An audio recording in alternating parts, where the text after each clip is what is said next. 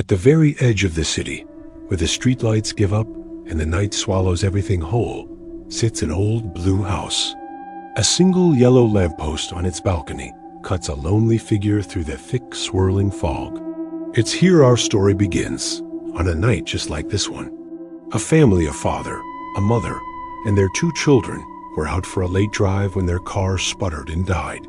Stranded and chilled, they saw the house, a solitary beacon in the darkness. "Look," the mother said, her voice hopeful. "Maybe we can spend the night there and sort the car out in the morning." The father agreed, and they all got out, their laughter echoing strangely in the muffled air. In the lampost's eerie yellow glow, their shadows stretched long and distorted against the fog. "Come on, let's knock," the mother urged. The father stepped forward and rapped his knuckles on the heavy wooden door. But instead of a reply, the door creaked open on its own, revealing a chasm of darkness. A musty smell, the scent of dust and decay, wafted out to greet them. Cautiously, they stepped inside. "Wow, what a cool place," said the son, Rahi, his voice bouncing off the bare walls.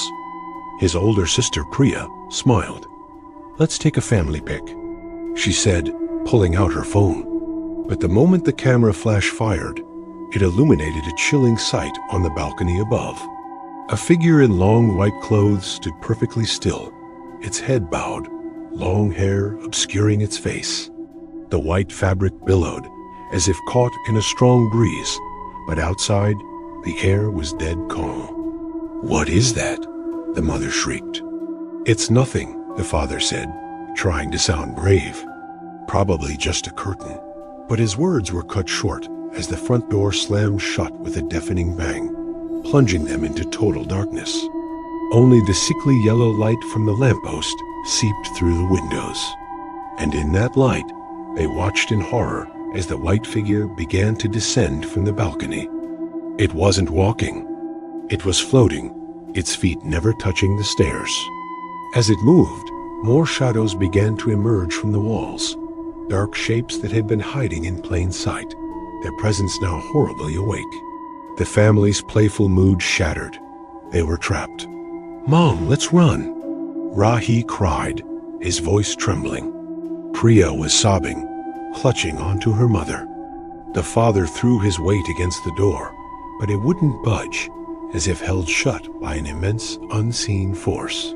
Suddenly, a cold whisper slithered into his ear, a voice that felt like it was coming from inside his own head. "Why did you come here? This is our house. You woke us. Now, you will become like us." The white shadow glided across the floor and stopped directly in front of Priya. Slowly, it lifted its head. Where its eyes should have been were 2 gaping black holes, and a thick black liquid oozed from its lipless mouth. Priya opened her mouth to scream, but an invisible hand clamped around her throat, choking the sound. Her body was lifted into the air, her feet dangling helplessly above the floor. "Let go of my daughter," the mother screamed, lunging forward. But as she raised her hand, blood began to pour from it, as if her own skin was being torn apart from the inside. Rahi, desperate to save his sister, ran towards her. But a new shadow materialized behind him, placing a hand on his shoulder. The cold was absolute, an icy grip that stole the breath from his lungs. Rahi's body shook violently. He turned his head and saw Priya, still suspended in the air, smiling at him. But her eyes were now as black as the entity's, and her face was marred with deep cracks. "Brother," she gurgled, her voice a twisted mockery of her own. "Come play with us." The father watched, paralyzed with terror, as the thing that was once his daughter was possessed before his very eyes. The mother collapsed to the floor, her sobs turning to gasps as another shadow, a twisted reflection of herself, loomed over her. It placed its spectral hands on her throat, and the mother's eyes rolled back as her life was choked out of her.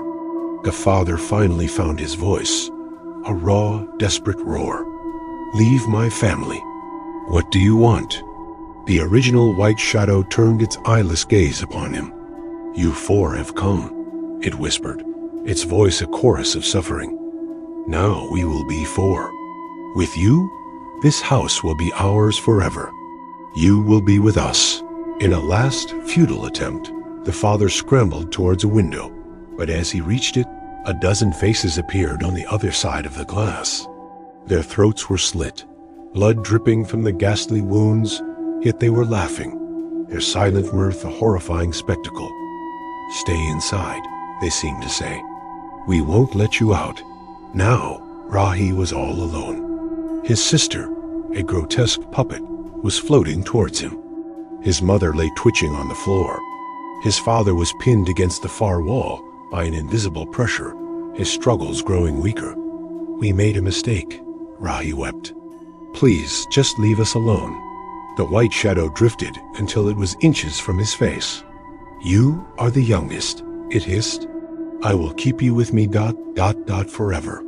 A profound cold seized Rahi's body, freezing him in place.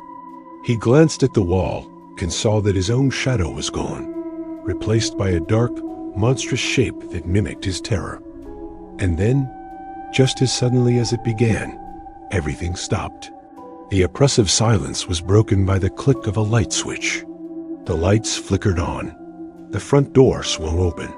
Outside, the fog was still thick, the yellow lights still shining. But inside the house, there was no one. No sign of the family. The only thing left behind was a message, scrawled in blood on the wall. "We are now family." And below it, a final chilling invitation. "If you come, we will be a new family." The next night, another car pulled up to the old blue house. Another family got out: a father, a mother, and 2 children, their laughter echoing in the fog.